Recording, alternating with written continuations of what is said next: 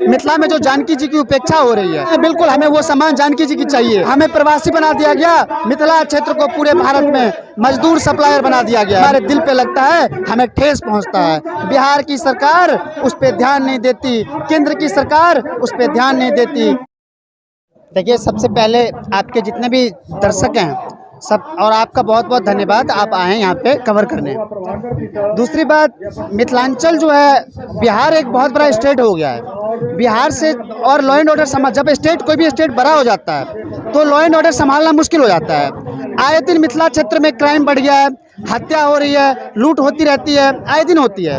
तो जिसकी वजह से हम लोग चाहते हैं हमें बिहार को अलग कर दिया जाए, बिहार से मिथिला को अलग कर दिया जाए, और हम अपने मिथिला को खुद से संभालेंगे, खुद से सजाएंगे। क्योंकि बिहार सरकार की बस की बात नहीं है। जो 30 सालों से बिहार में आरजेडी जदयू की सरकार है, उनके बस की बात नहीं है। अब हम चाहते हैं हमें बिहार से अलग कर दिया जाए और हम अपने बिहार को खुद संवारेंगे। अगर हम बात करें मिथिला की आबादी की, तो किसे अगर जातिगत समीकरण की बातें होती है उस हिसाब से तमाम चीज़ें देश में तय होती हैं।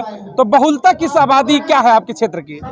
वैसे बिहार में हर कास्ट के लोग हैं, और बिहार मिथिलांचल जो क्षेत्र है वहाँ भी लगभग सारे कास्ट के लोग हैं। हाँ जी, हाँ जी, हाँ जी, सारे कास्ट के लोग हैं मिथिलांचल। जैसे देश में हम बात करें तमाम, देखिए, क्योंकि आप देखिए मिथिला की बात कर रहे हैं, मिथिला का जो जुड़ाव है पौराणिक काल से है।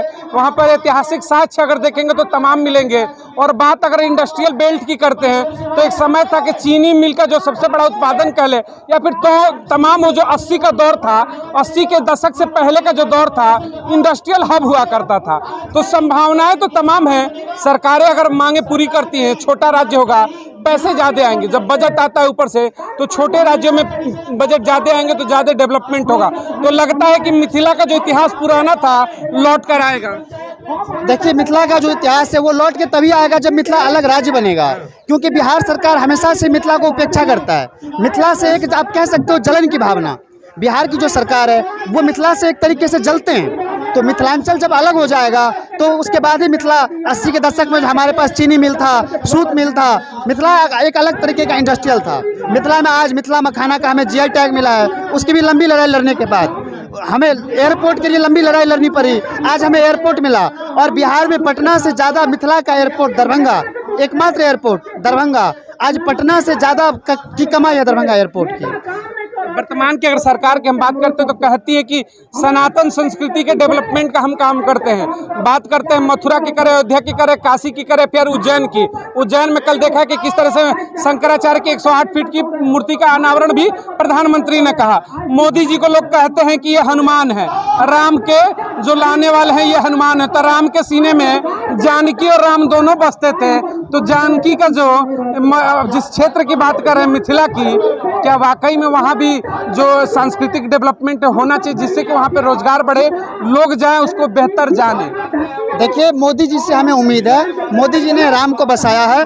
जो 5000 साल की लड़ाई थी उसको हमने जीता है मोदी जी के नेतृत्व में। तो हमें उम्मीद है मिथिला में जो जानकी जी की उपेक्षा हो रही है, जानकी जी को भी उचित सम्मान मिलेगा, मोदी जी के नेतृत्व में ही मिलेगा। वो राम को जो सम्मान मिल रहा है अयोध्या में, मिथिला में भी मिलेगा। मिथिला में बिल्कुल हमें वो सम्मान जानकी जी की चाहिए। आज तक वही सम्मान नहीं मिला जिसकी वजह से हम आज जंतर मंतर पे आए हुए हैं। मिथिला क्षेत्र की इतनी उपेक्षा होती है, हम अपने गांव को छोड़ के आज दिल्ली के अंदर जंतर मंतर पे आके बैठे हुए हैं। तो आज हमें प्रवासी बना दिया गया, मिथिला क्षेत्र को पूरे भारत में मजदूर सप्लायर बना दिया गया है, मजदूर जोन होकर रह गए हम। जो हमें अब हमारे दिल पे लगता है, हमें ठेस पहुंचता है, जिसकी वजह से हम केंद्र सरकार से मांग करते हैं हमारे मिथिला को अलग किया जाए। सोचिएगा, जो मिथिला इतिहास पढ़ेंगे तो जहाँ से संस्कृति जन्म लेती थी, माँ सीता की बात करते हैं, जानकी की बात करते हैं, वो लेबर फैक्ट्री बनकर रह गई है। जहाँ इंडस्ट्री पहले 80 से पहले के दशक में इंडस्ट्री होती थी, दूसरे देश से लोग वहाँ काम करने आते थे, दूसरे राज्यों से, आज वहाँ के लोग लेबर फैक्ट्री बनकर रह गए। तो यही तो कहीं मजबूरी नहीं है कि मिथिला अलग राज्य की ही मांग हो रही है? बिल्कुल, ये भी एक कारण है, बहुत बड़ी कारण है। मिथिला बाढ़ से हमेशा ग्रसित रहता है, सुखाड़ से ग्रसित रहता है। बिहार की सरकार उस पर ध्यान नहीं देती, केंद्र की सरकार उस पर ध्यान नहीं देती। जो हमारे दिल में तकलीफ है, जो हम आज आपके माध्यम से केंद्र सरकार के नॉलेज में देना चाहते हैं कि मिथिलांचल के लोग भी, मिथिला भारत का ही हिस्सा है मिथिलांचल भी।